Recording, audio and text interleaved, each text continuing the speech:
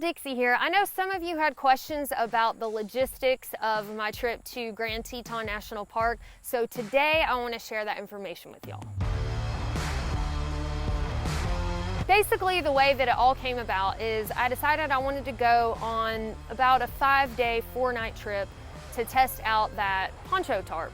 And I honed in on the Grand Teton Loop, which is in Grand Teton National Park. Because it's a national park, I knew that I would need a backcountry camping permit. So I started poking around online because immediately I figured that would be the limiting factor. A lot of these national parks book up very quickly and far in advance.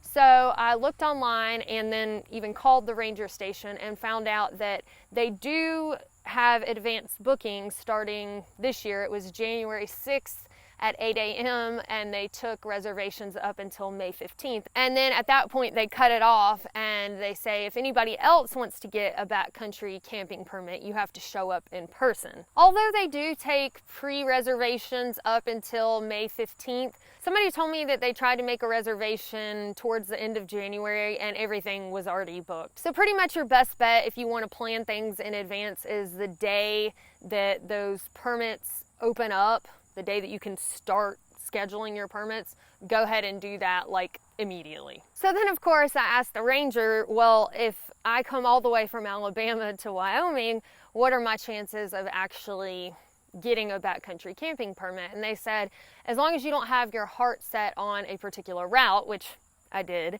then you will be able to get something most likely, as long as you show up early, and it increases your chances if you show up the day before you aim to start your hike, which isn't a bad idea anyway if you're coming from a place lower in elevation like Alabama, to help you acclimate to a higher elevation in a place like Wyoming. So the earliest they'll let you show up in person for a permit is 24 hours before you aim to start your hike. So that's what I did. I flew in from the Atlanta airport to Jackson Hole, Wyoming airport. That's the closest airport to Grand Teton National Park.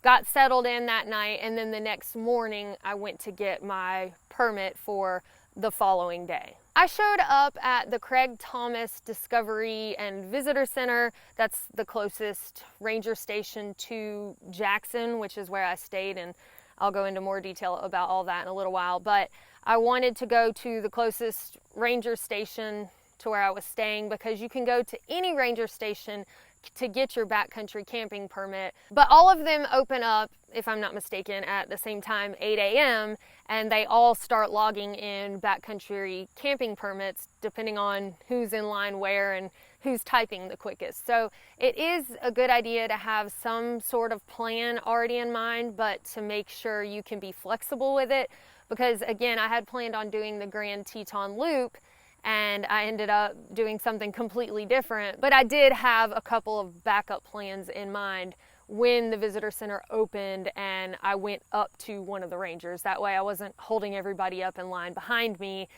Meanwhile, everybody at all the other visitor centers were taking all of the permits. Now the ranger stations open at 8 a.m., but people start getting in line hours earlier. The people who were first in line at the ranger station that I was at said they got there at 5:30. I got there at about 6:45 a.m. and I would say I was about 8th in line or so. And the backcountry camping permit cost me a flat $35 for the whole trip. Now, while I didn't get the exact route I wanted, I did get the 5-day, 4-night hike that I was looking for. And in the Grand Tetons, you really can't go wrong because everything you look at is incredibly beautiful. In some of the areas that you'll camp in Grand Teton National Park in the backcountry, there are zones, so you're kind of free to camp wherever you want to in that particular marked zone. And then in some of the areas there are designated sites, but the rangers will tell you that when you're signing up. So basically what I did end up getting was the Cirque Trail that connects to the Teton Crest Trail, and then I continued up into the paintbrush area. So the areas or zones that I ended up camping were the South/Middle Fork zone, the Alaska Basin zone, North Fork Cascade, and then the Upper Paintbrush. As far as lodging goes, there are a lot of options. You can go with something as fancy as staying in a lodge at the national park itself, or they have campgrounds there. For myself, I decided I wanted to stay in the town of Jackson, but I didn't want to pay $300 plus for a hotel room or motel room. Even the Super 8 was about $300 per night at the time that I was looking to stay there. My whole trip ranged from August 2nd to August 9th, which is a hot time to travel to the area, so the prices go up. And I found a much more budget-friendly option in the Cash House, which is a hostel. It cost me about $105 per night. I just looked up today and I could get the same bunk at the same place for $75 a night if I were to go next week, I think.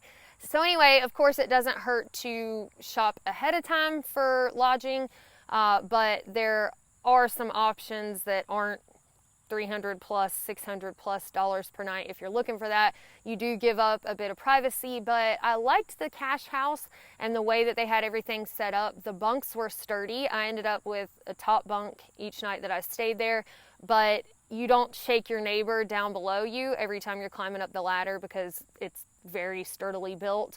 Also, you have a curtain across your little bubble area so you can close off the world and you're not just constantly having to interact with people if you don't want to, or if you want to be able to change in your bunk, you know, you don't have to get up and go to the bathroom every time you want to change or anything like that. Also, the bathroom area, while it was a public space, there were doors that closed in individual stalls or rooms, if you will, that had a toilet, a sink, and a shower. And then also they had little rooms that, again, the door closed for the toilets themselves. So it wasn't like a big open bathroom area where you can hear and, you know, kind of see everything going on. So I did appreciate that. They also had a little cozy common area with couches and some space to hang out if you wanted to do that. It was conveniently located to everything in town, like the local outfitter nearby to pick up little odds and ends if you left something at home.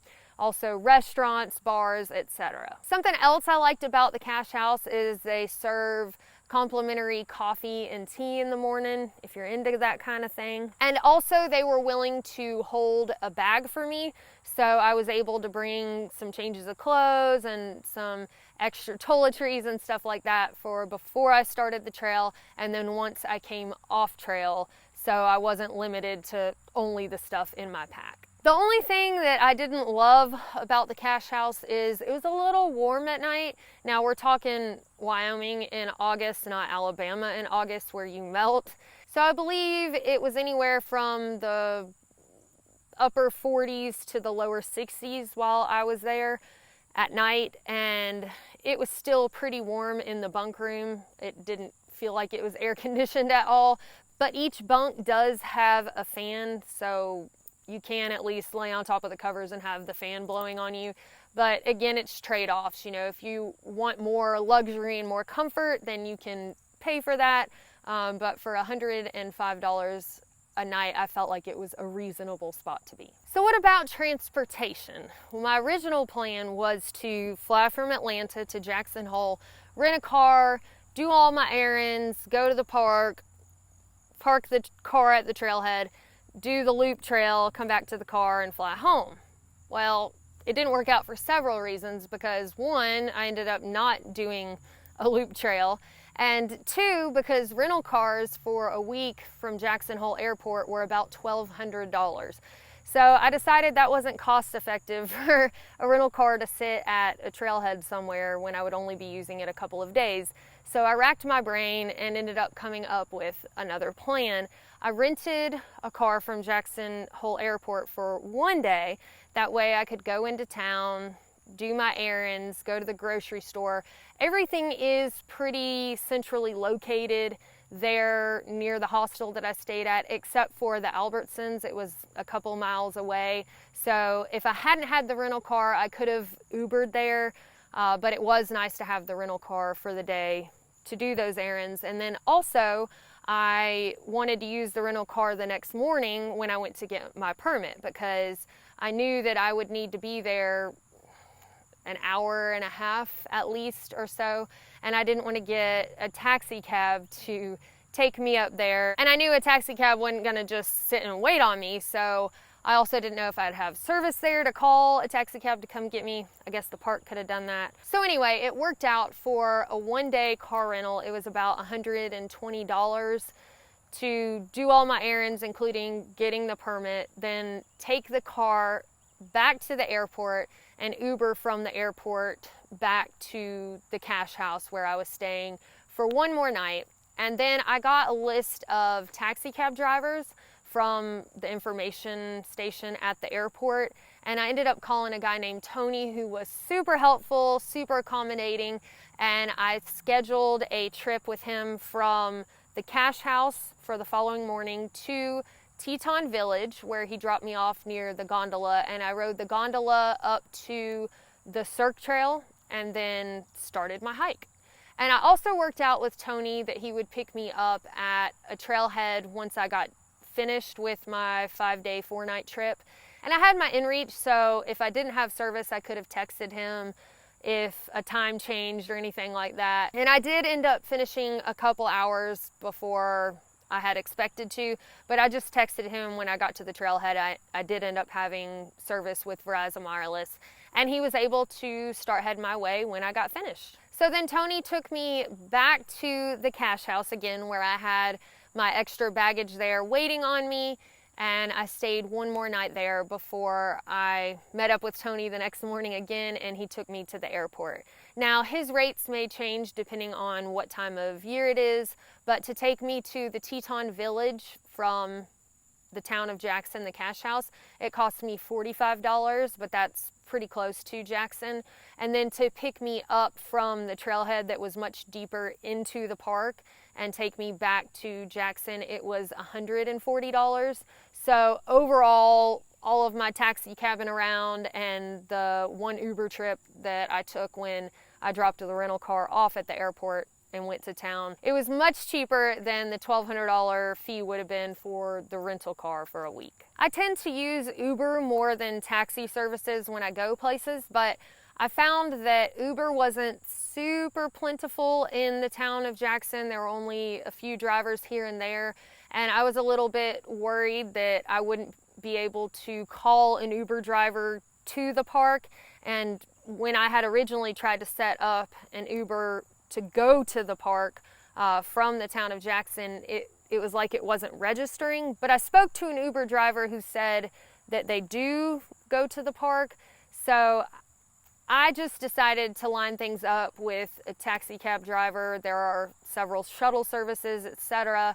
But just knowing that I had a solidified ride and that I wasn't trying to arrange it all last minute, possibly not having service in the park or something. On another note of transportation, hitchhiking can be difficult in national parks. I found that to be true while I was through hiking the Continental Divide Trail and I was in Yellowstone. I needed to go get medical attention for my infected ingrown toenail, and even with a sign saying hiker to clinic, I had a tough time hitchhiking.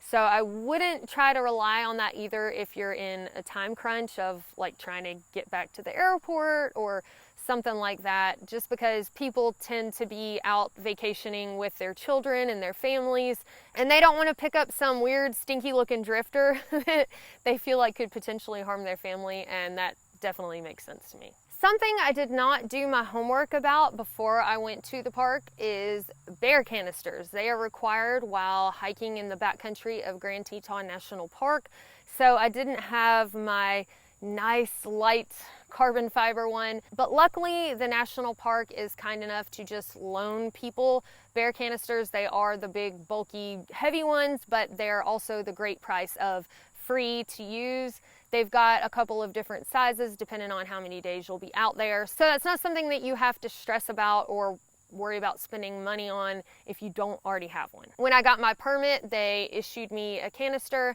and when I got done with my hike, Tony, the taxi driver, took me by the ranger station so I could drop off my bear canister. Something that is not required, but I definitely recommend having while hiking in grizzly bear country is bear spray.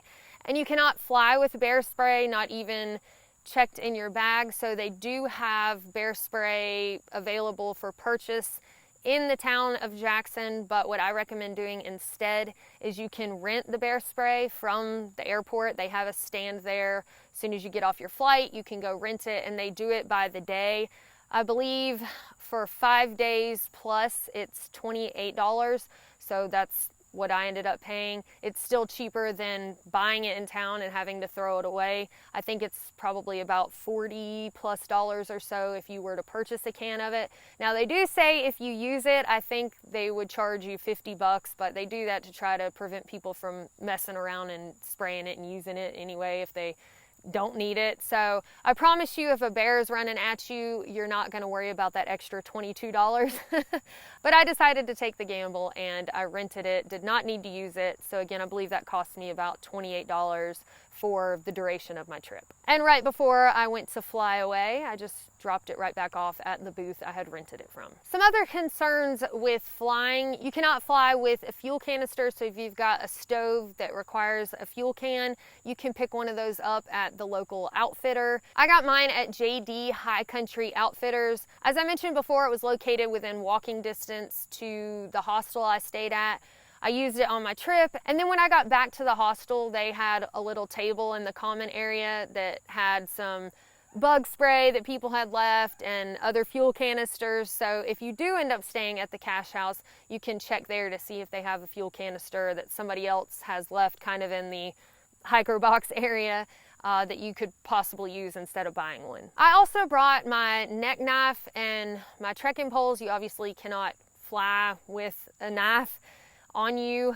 You have to check it. So I just brought a large duffel bag that I was able to put my pack down inside of and my trekking poles. I know some people have flown with trekking poles without issue. You can weigh in on that if you've done that before in the comments below, and maybe what airlines, so people will know, you know, what's safe, what's not. I would definitely check with the airlines before you plan to do that, but just to not have any headache, I decided to put my trekking poles in my big old duffel bag too, with my trail runners and just anything, all of my gear.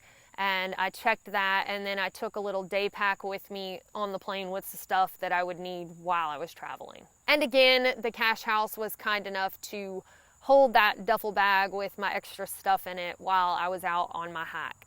Another thing that you could possibly do if you don't want to worry about flying with trekking poles or a knife or, you know, other things that you don't want to fly with, you could look into mailing them wherever you're staying. I'm not sure if the cache house accepts packages. I feel like they probably would, but I don't know about other places. You know, you just have to check on wherever you plan to lodge. So the total damage for my round trip plane tickets, the taxi cab, driving back and forth, other transportation costs, the car rental, and the 3 nights lodging at the cache house ended up running me about $1,000, maybe just a hair over.